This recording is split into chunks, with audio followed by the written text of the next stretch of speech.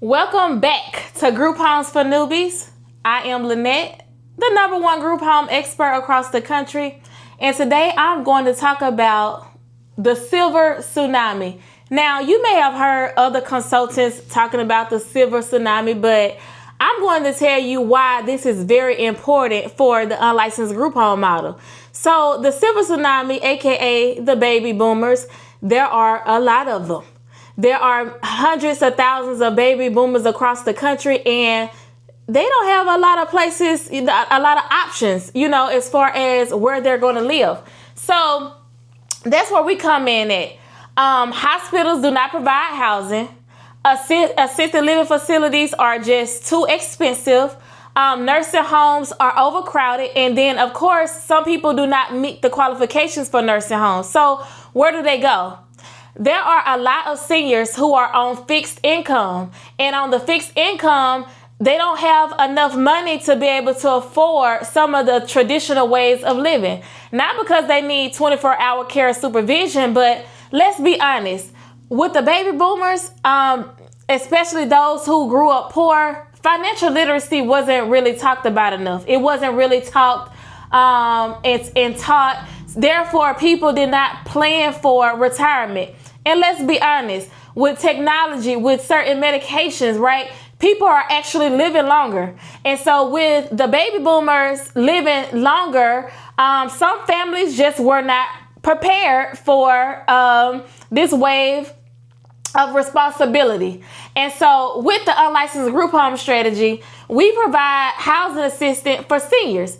And right now is the most prime time to get started with this business, because if you just do the research, I want you to look up or research how many baby boomers are in my state. And understand that right now, every single day,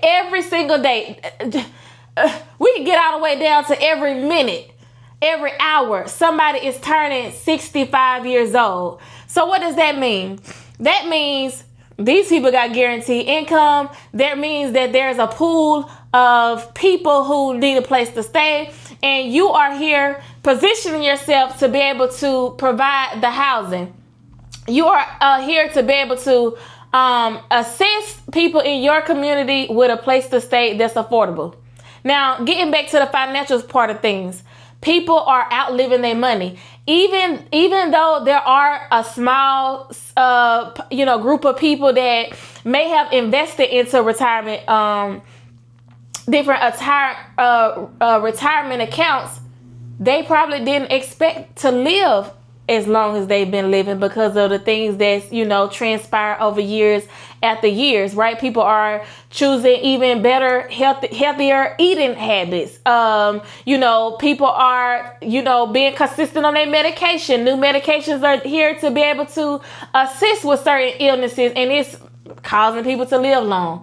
So when people are planning for retirement, they average out the life expectancy at that time, right? And things have evolved. And so many of them are living longer, and they're outliving their money, which means even though they may have set up to where they could have, let's just say, caregivers coming into the home, or they could afford an assisted living facility, they can outlive their money, and then now they have to renegotiate some things. They may have to try to find affordable options that will allow them to be able to live there much longer. So if somebody was, let's just say, for instance, back in the day, if they was thinking that they weren't going to be able to live longer than, let's just say, 68, right? Now you got people living in the upwards of 80 years old, 90 years old. If they was planning for retirement and their death date to be before 70, and they're living past that day, by the time they start figuring out, okay, I'm going to be living a little bit longer than what I anticipated, let me do something different. So these individuals have to find affordable solutions. That's where you come in at. Another thing is, people get into debt at a later part of their life. Let's just say, for instance, if someone's start becoming a homeowner in the age of 40, late 40s, and then their health starts getting to a point to where they can no longer pay that mortgage, they may have to do away with those things. That happens a lot. Like the way that we expect life to turn out, it doesn't always result into those things. So we have to pivot. So not only are we dealing with a mass population of people who are aging and having guaranteed income, we're dealing with a population that, are outliving their money and they need other resources. So I can guarantee you that if you get started right now, the baby boomer era, we got about 25 to 30 more years before all of the baby boomers expire, which means they pass away. So you are in a good,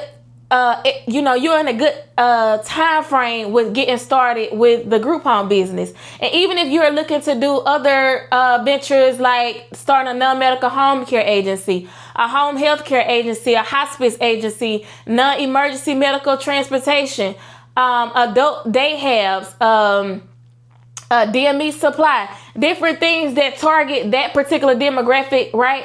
You start service stacking, starting other businesses that can accommodate senior citizens. You in a prime time. Healthcare and housing is one of the top businesses that you can get into right now because of the wave of people that's needing affordable housing options. So right now we are in the middle of the Silver Tsunami. I encourage you to go ahead and start targeting those individuals and understand that although people are seniors, they still fall in other demographics. You got seniors that's returning home from prison. You got seniors that are veterans. You got seniors who struggle with mental health challenges, right? You got seniors who got sex-related crimes on their background. I mean, there's a pool of seniors out there, and take your pick. Take your pick.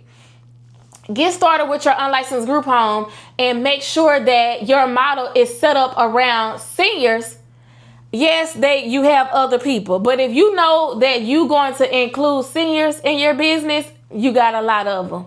So I want you to, that's your homework. I want you to see how many people who are baby boomers in your state so that you can kind of gauge how many people will possibly need your services.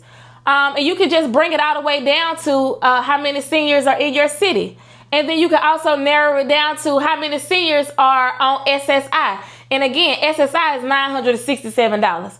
It's not a lot, but if your starting rate is anywhere between $750 to $800 for a shared room, if you get, let's just say, 50 of them, which is not a lot, you may be, doing a little well. I'm telling you right now, that money is going to add up. When it comes to poor people, you get your money in volumes. And we all know that there's more people who are poor than it is rich. So it just depends on, who you want to serve. But for me, I want to try to create a business model that's kind of like one size fit all. And when I create my business model, it got to be created around the demand, right? And I know that right now, the baby boomers, the Silver Tsunami, people who are senior citizens right now, they're in demand for housing. Regardless of what other sub audiences they are a part of, the fact that you got hundreds of thousands of baby boomers across the country, you should most definitely gear your business towards accommodating those people because you can't run out of them. You just can't run out of them.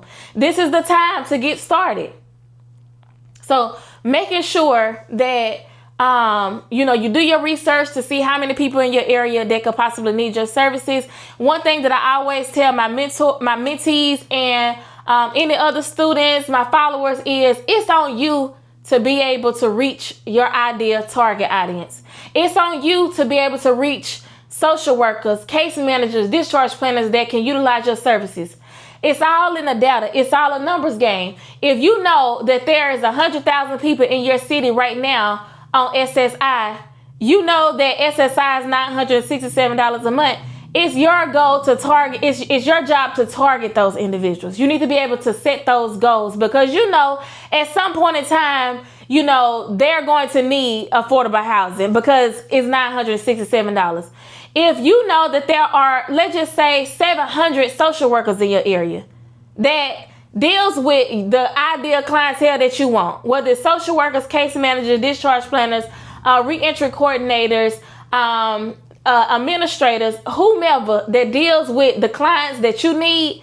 If you got the data, if you know how many of them there is in your local areas, and I always tell my students, try to go within a 50-mile radius. If you know that they are there, then you're going to make more effort to find them. I want you to understand that building your business, you got to do the data. You got to do the research. One of the main reasons why people take to me as their consultant when it comes to affordable housing is because I'm going to do the market research. I'm going to look at the data.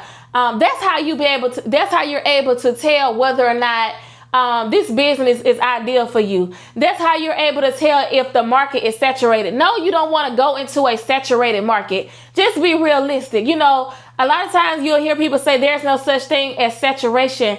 Okay, but if you know that you're not somebody who got that dog in them that's going to be out there trying to get it, then you need to be mindful of the saturation, because it may matter to you. For somebody like me, I got that dog in me. I'm going to market my business. I'm going to do my research. I'm going to lead with value. I'm going to be a problem solver. I'm going to make sure that I stand out from everybody else, kind of like this. I am the #1 group home expert. That means I'm #1, they #2. They just background noise. Why? Because I actually work in my business. Work on my business. I'm sorry. I don't work in it. I work on it, which means I still have a business. I still have homes. I still have, residents that I got. My homes are fully occupied. Whereas there may be some other people that's in the background making a little noise. They ain't really doing this in real life. They can't show you 7 homes. They can't show you all their people. They can't do those things because why? They don't have a real business. They weren't able to actually be in, have their business and it lasts long, for, as long as mine have, because I do my research to be able to understand what's going on. So not only am I in the field with you doing the business, but I also keep up with my market. I keep up with my model so that it can be a business, that I can continue to have, that's take care of me, take care of my family, and also helping those in my community have safe, clean, and affordable housing. So you want to get in the habit of doing that research. And if you know that you somebody that's not going to really put in the effort to get things done, you most definitely need to be, understanding the data and understanding how to dissect each component of it for it to be able to benefit you. Because when you are making sure that you stand out from the rest, you don't have to really worry about how many people doing the same thing you're doing, because you have your own way of targeting your audience. But if you somebody that you feel like, you want it to come a little bit easier for you, then you have to look at your market, what your market needs at the time, how to be able to put yourself in front of the different demographics that you may need to serve, or you may have to figure out another county or another city over. It just depends. You don't want to be in a situation where there's many people out there, boots on the ground, marketing, and you can't figure out how to make your way. You're going to have to figure out what areas around your surrounding areas where you can set up shop at. If you know that, hey, I got tunnel vision, I'm going to do everything necessary, everything that's required of me to be able to be successful in this business, then go out there with the dogs. But understand this, I don't care. It's about 25 different demographics that I can discuss. But when it comes to the Silver Tsunami, right now, have you ever been in a tsunami? I haven't, and I quite frankly don't want to experience a real tsunami. But with this baby boomer tsunami, in this situation that we're going on right now, I'm welcoming the tsunami. So I want you to be able to not just listen to me, but say, hey, let me do some homework here. Let me do some data research. Let me see how many baby boomers are in my state. Let me see how many baby boomers are in my city. Let me see how many baby boomers are on a fixed income right now. Let me see how many baby boomers are on SSI. Let me see how many social workers, discharge planners, case managers are in my area that target the ideal clientele that I want to be able to bring into my house. And once you have that data, you're going to say, girl, Lynette is the #1 group home expert in the country. Why? Because the data works in all 50 states. I'm telling you how to do the research. I'm telling you how to set yourself up for success. And of course, if you have any questions, comment them below. Make sure you like this video. Make sure you subscribe. And always spread the news. If you know somebody that's looking to find a business to invest their money in, this business will most definitely give them a return. If you know real estate investors, whether they got one house or they got a huge portfolio and they're looking for cash flow that's going to be guaranteed every single month, bring them over to Group Homes for Newbies, because my business model is the best cash flow strategy for real estate. And we do not require a license. I'll see you next episode.